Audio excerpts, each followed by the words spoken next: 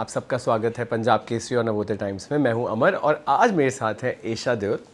हालांकि मैं उनसे लास्ट ईयर बात कर रहा था, एक बहुत ही उनके करियर का एक बहुत मोमेंटस ओकेजन था जब उनकी शॉर्ट फिल्म को नेशनल अवार्ड मिला था। और अब अनदर गुड रीज़न, हर मूवी तुमको मेरी कसम आ रही है थिएटर्स में और एशा को हम 14 साल बाद देखेंगे बड़े पर्दों पे। तो that is a double whammy kind of thing.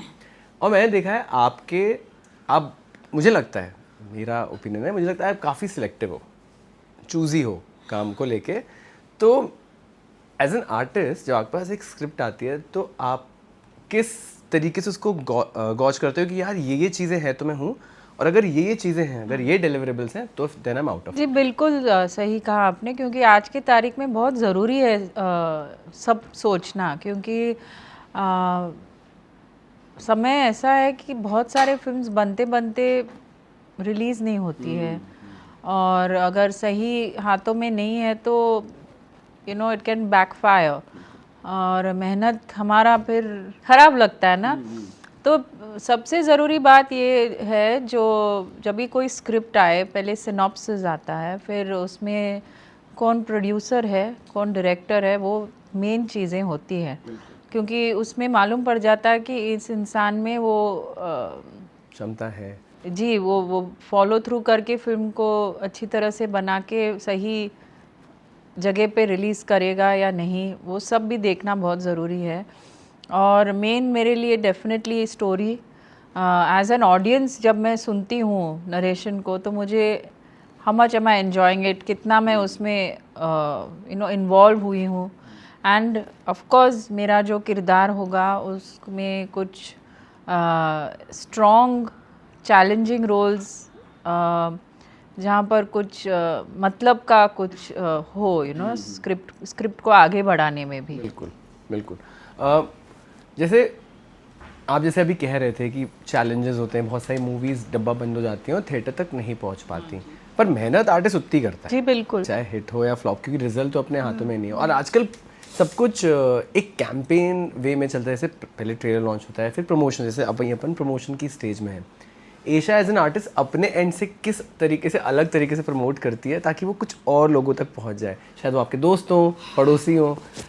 मैं इस मामले में मैं इतनी अपने आप को इतना अच्छा नहीं मानूंगी, क्योंकि जब आप मुझे जो शूट्स पर जाके शूटिंग करना वो सब मैं अच्छे से कर लेती हूँ, दिल से कर लेती हूँ, लेकिन प्रमोशंस का जब भी आता है समय तो हमें बहुत मेहनत करके आजकल करना पड़ता है, क्योंकि लोगों तक ये पहुंचना ज़रूरी है कि हमारी फिल्म आ रही है और अच्छी फिल्म है तो ज़रूर जाके देखिए।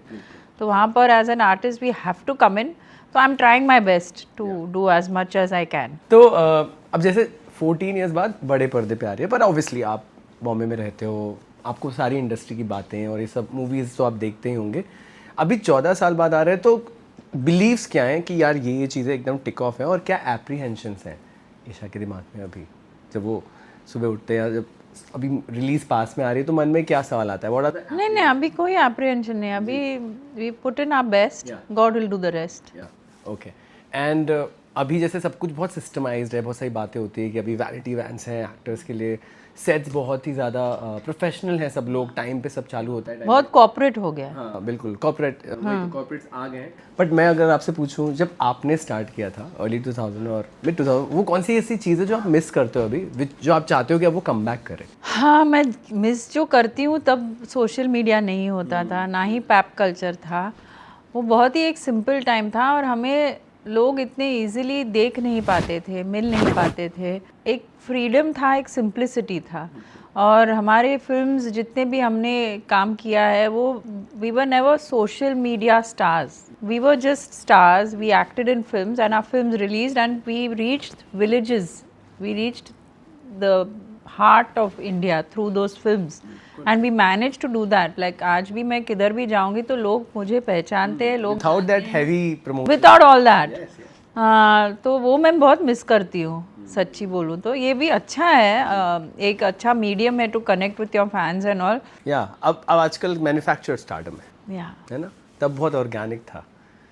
बिल्कुल। गाने, आई मिस द सॉन्ग्स। तब के म्यूज़िक में आई थिंक हर एल्बम में 6 गाने होते थे और एवरेज 5-6 मिनट के गाने होते थे। आज ही मैं सुन रहा था ना तुम जानो ना हम के गाने, और वो हुक स्टेप अभी भी याद हैं और वो लिरिक्स भूलते नहीं है। आजकल नहीं बनता ऐसा म्यूज़िक नहीं ना। पर अगर हम इस मूवी का इसका क्योंकि थोड़ा सीरियस है टोन, पर नहीं, विक्रम भट्ट के गाने हैं, सिंगर और जो म्यूजिक डायरेक्टर उन्होंने लिया है, they are fantastic and I am sure, I am convinced this film's music is already doing well, क्योंकि उसमें वो बात है, वो जो अब बहुत लोग जो मिस कर रहे हैं ना, वो इसमें है। बिल्कुल बिल्कुल, लुकिंग फॉरवर्ड। और मुझे लगता है एक्टर्स एक ऐसा प्रोफेशन है जो बहुत सारे नए लोगों से बहुत बार मिलता है। लाइक नए लोगों से जब वो सेट पे आता है तब वो पूरे एक नई कैमरा टीम होगी, मेकअप टीम होगी। जब आप प्रमोट करते हो तो हम लोगों से, बहुत सारे नए लोगों से मिलते हो। और सेट्स पे मैंने कहीं पढ़ा है कि जितनी अच्छी फिल्म के सेट की वाइब है वैसा ही रिफ्लेक्ट करता है, इवेंचुअली इट रिफ्लेक्ट्स। तो अगर मैं इस मूवी की बात करूं डे 1 से कंपेयर करके, डे लास्ट में एक फैमिली बन गई थी। जी बिल्कुल, फैमिली बन गई थी ड्यूरिंग द शूट इटसेल्फ। जब हमारा कोर्ट सीक्वेंसेस शुरू हो गए थे, वो वाला शेड्यूल, लंबा शेड्यूल था, कुछ 10-12 दिन का इन अ स्ट्रेच, तो we had all become one big family. Even the prosecution, the defence, सब कट के बाद हम सब मिल के बात करते थे। You know, nice, it was very nice. Game भी खेलते। गेम अनुपम जी का एक गेम है, 3 क्वेश्चंस। अरे वाह, 3 क्वेश्चन नहीं, 30 क्वेश्चन 30 क्वेश्चन। 30 क्वेश्चंस। तो कैसे क्वेश्चन? नॉर्मल क्वेश्चन, मतलब एक इंसान अपने दिमाग में रखो और मुझे आप 30 क्वेश्चन मैं आपको पूछूंगी और मुझे गेस करना है थ्रू दोस क्वेश्चंस वो कौन है। Wow, very interesting, fab game. Also जैसे अभी बहुत सारे एक्टर्स आजकल अपने मैनिफेस्टेशंस बता देते हैं। अगर मैं आपसे पूछूं, मैंने देखा है आपके सारे रोल्स में काफ़ी, एक जितने भी कैरेक्टर्स हैं सब में एक एजेंसी रही है, एक वॉइस रही है, उससे फ्लावर पॉट रोल्स नहीं रहे। हाँ, है ना। और लोग कंपेयर करते थे आपको आपकी मम्मी से, लेकिन आपने अपनी एक अलग इमेज बनाई। व्हेन आई सी और when I read your name, Esha Deol is only Esha Deol, और कुछ नहीं है। Dancing, full of expressions and very nice rom coms, आजकल वो आता नहीं है। बट अगर मैं आपसे पूछूं कि अगर कोई एक मैनिफेस्टेशन है एशा के मन में, अगर आप बिलीव करते हो मैनिफेस्टेशंस में, तो एज एन आर्टिस्ट आप क्या मैनिफेस्ट करते हो कि यार ये this I want to tick off? I mean, manifestations are part of our life, you know. We have to have manifestations, whether you're doing it through a prayer or through your mind or a vision. और सब में manifestations होना ज़रूरी है, तभी जाके एक गोल बनता है और उसे पूरा करने में एक मज़ा आता है। I think that is manifestations. And I have always wanted to work, continue working. May we continue to see. अभी मैंने कंगना का इंटरव्यू किया था, तो मैंने उनसे पूछा था कि आप इतनी बेहतरीन एक्टर हो पर अभी आप काम नहीं कर रहे हो, आप प्रॉमिस करो हर साल एक मूवी तो करोगे ना। तो उन्होंने आपकी मम्मी का और जया जी का एग्जांपल दिया कि मैं तो अभी पॉलिटिक्स ज्वाइन कर रही हूँ। हेमा जी, जया जी, लोग कब से पॉलिटिक्स कर रहे हैं और कब से मूवीज़ एज एन आर्टिस्ट भी अपनी चीज़ें लाते रहते हैं। और उन्होंने ये बताया कि जब भी मैं कैरेक्टर्स प्ले करती हूँ तो लोग मेरे को अपने रियल लाइफ से एसोसिएट कर लेते हैं कि कंगना, और कैरेक्टर पीछे पड़ जाता है। और जो कैरेक्टर है वो कैरेक्टर है, वो मोरली एम्बिगुअस भी हो सकता है। आजकल ग्रेज बहुत है, तो जब आप सिलेक्ट करते हो तो जो ग्रेज होते हैं, जैसे इस कैरेक्टर में तो आई थिंक नहीं है, पर जब ग्रेज आते हैं बहुत सारे कैरेक्टर में, तो वो मुझे लगता है वो ज़्यादा चैलेंजिंग है rather than playing a very white character. उसमें मज़ा अलग ही है ग्रे कैरेक्टर्स में। तो आप जब लेते हो तो आप बिल्कुल एज अ कैटेगोरिकली उसे वो कर पाते हो कंपार्टमेंटलाइज कि यार इसको घर लेके नहीं जाना है। लेकिन ग्रे में भी क्या, नहीं, मेरा स्विच ऑन स्विच ऑफ रहता है। मैं कभी घर नहीं लेती हूँ किसी भी कैरेक्टर को। इस बार इस फिल्म में पहली बार मैं कहूँगी कि ये थोड़ी बहुत आ गई थी मेरे घर में, मीनाक्षी शर्मा, क्योंकि चैलेंजिंग था रोल, तो समय इतना ज़्यादा देना पड़ रहा था मुझे, और शेड्यूल्स भी बहुत, रोज़ का जो शेड्यूल था उसके लिए you had to be prepared on set with your lines, with your graph, how are you wanting to do it. It was not उधर जाके देख लेते, वैसा नहीं था ये। तो मुझे घर पे सुबह early morning I used to get up at 5 in the morning and sit with the lines, sit with the character and prep myself up before going to work. I think set पे preparation बहुत ज़रूरी है। Vikram Bhatt direct कर रहे हैं, उनकी movies Musically भी rich होती हैं, डायलॉग्स भी हैवी होते हैं। जी, उन्होंने आपको क्या ब्रीफ दी थी अबाउट द कैरेक्टर और आपने क्या किया to make the character your own, कि आपने उनकी भी सुनी और अपना भी? जी बिल्कुल, it was both of us worked beautifully well with what he envisioned Meenakshi Sharma as, and definitely उन्होंने मुझे ब्रीफ दिया था कि ये है और इनके लिए आपको केस लड़ना है और आप डिफेंस लॉयर हैं, तो keeping this few things in mind how I could portray that being Esha, because her character जब भी हम करते हैं कुछ ना कुछ कैरेक्टर का हम ले जाते हैं वापस और अपना भी कुछ कैरेक्टर को मिलता है पर्सनली। तो विक्रम एक बहुत ही बेहतरीन डायरेक्टर है, उनके साथ मैंने पहले भी काम किया है अनकहीं में, और फिर से उनके साथ जब काम करने का मौका मिला I was very very happy that I am getting to work with such a fantastic actors director, because he brings out a performance in every person in that room. बिल्कुल। आप किस तरीके के एक्टर? आप सेट सीन कट होने के बाद monitor में देखते हो कि कैसा हुआ, या फिर आप पूरा डायरेक्टर पे छोड़ देते हो? कि शुरू में मतलब एक सीन जब भी हो रहा है थोड़ा बहुत देख लेती हूँ, फिर समझ में आ जाता है कि the flow is smooth, everything is okay.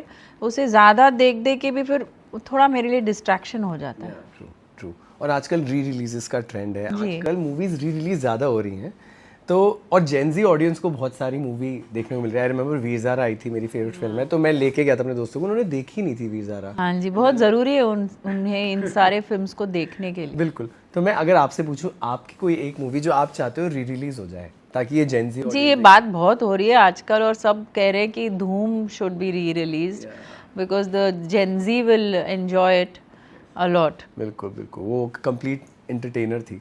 Also I want to ask you, जैसे हर कोई जब बड़े होते हैं तो अपने पेरेंट्स का एक छाप ऑब्वियसली पर्सनैलिटी में आता है, फिर कुछ चीज़ें ऐसी होती है जो मम्मी बोलती है हम ध्यान से सुनते नहीं क्योंकि ठीक है, फिर जब बड़े होते हैं adulting happens and when you are on your own, तब समझ आता है कि यार मॉम वाज राइट। आपकी लाइफ का ऐसा कोई मोमेंट जब आपको लगा कि यार मम्मी सही कह रही थी, तब सुन लेना चाहिए था, कि आपने हमेशा सुनना पड़ा? ऐसे नहीं, लेकिन मार भी खाए हैं हम लोग ने, गलतियां भी की है। हाँ, मार भी खाया है हमने।